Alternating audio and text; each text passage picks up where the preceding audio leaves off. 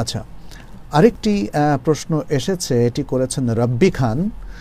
বলেছেন অজু করার সময় একটি পশম পরিমাণ জায়গা শুকনো থাকলে কি অজু হবে, নাকি কোনো একটি অংশ শুকনো থাকলে অজু হবে না? আচ্ছা, এখানে আমরা একটু দেখি যে রাসূলুল্লাহ সাল্লাল্লাহু আলাইহি সাল্লাম এক ব্যক্তিকে যখন তার ইয়ের মধ্যে আপনার অজু করতে গিয়ে তার পায়ের অংশ শুকনো ছিল, তখন তাকে আবার পুনরায় অজু করার নির্দেশ দিয়েছেন এবং বলেছেন ওয়াইলুল লিল আকাবি মিনান নার, যে যদি ভালো করে ধৌত না করা হয় সেটা শাস্তির কারণ, এবং সেটা মানে অজু না হওয়ার কারণে সালাতও কিন্তু হচ্ছে না, অর্থাৎ তার কনসিকুয়েন্স অনেক বেশি। আর একটা পশম পরিমাণ জায়গা শুকনো আছে কি নেই এটা চিহ্নিত করা কঠিন, এটা চিহ্নিত করা কঠিন। আমাদেরকে যেটা করতে হবে, আমাদেরকে ভেজাতে হবে।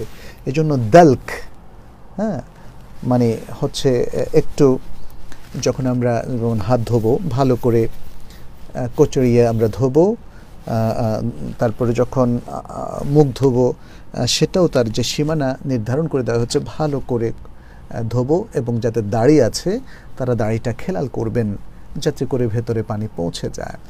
তো এই যে প্রক্রিয়াটা যদি আমরা ফলো করি, এবং যে ক্ষেত্রে মনে হয় যে আমার একবারে যথেষ্ট ভেজেনি, তখন আমরা দ্বিতীয়বার ভেজাবো, অথবা যদি সেটাও মনে হয় যে যথেষ্ট নয় তাহলে তৃতীয়বার ভেজাবো। যদি আমাদের কাছে পানি অ্যাভেলেবল থাকে তাহলে 3 বার করে ধোয়াটাই সবচেয়ে উত্তম। রাসূল সাল্লাল্লাহু আলাইহি সাল্লাম থেকে বিশুদ্ধ হাদিসগুলোতে আছে তিনি ওজুর ক্ষেত্রে কখনো 1 বার, কখনো 2 বার, কখনো 3 বার, এবং এটাও এসেছে যে কখনো কখনো তিনি একই ওজুর মধ্যে 2 বার 3 বার এভাবেও কোনো কোনো অঙ্গ 2 বার, কোনো কোনো অঙ্গ 3 বার তিনি ধৌত করেছেন।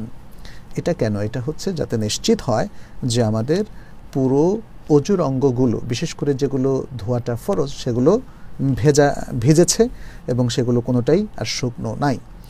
এখন একটা পশম পরিমাণ শুকনো থাকলে সেটা আমরা কিভাবে বুঝবো? সেটা তো আর মাইক্রোস্কোপ দিয়ে ইনভেস্টিগেট করতে বলা হয়নি।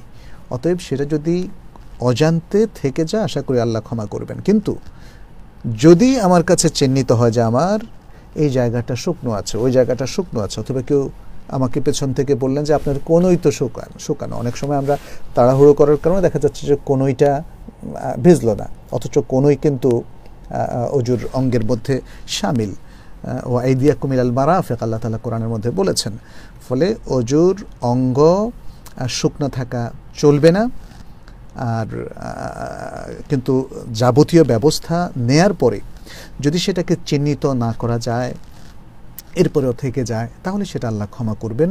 কারণ রাসূলুল্লাহ সাল্লাল্লাহু আলাইহি ওয়াসাল্লাম বলেছেন ইন্নাল্লাহা তাজাওয়াজা লি উম্মতি আনিল খাতা'i ওয়ান নিসয়ান ওয়া মাস্তাকরাহু আলাইহি।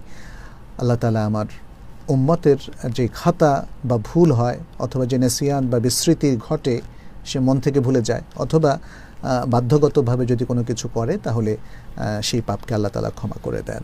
ইসলাম ইজ লাইফ, ইসলামী জীবন। সমাধান চাও যদি জীবনে মরণে ফিরে যাও, খুঁজে নাও চোখ রাখো কোরআনে।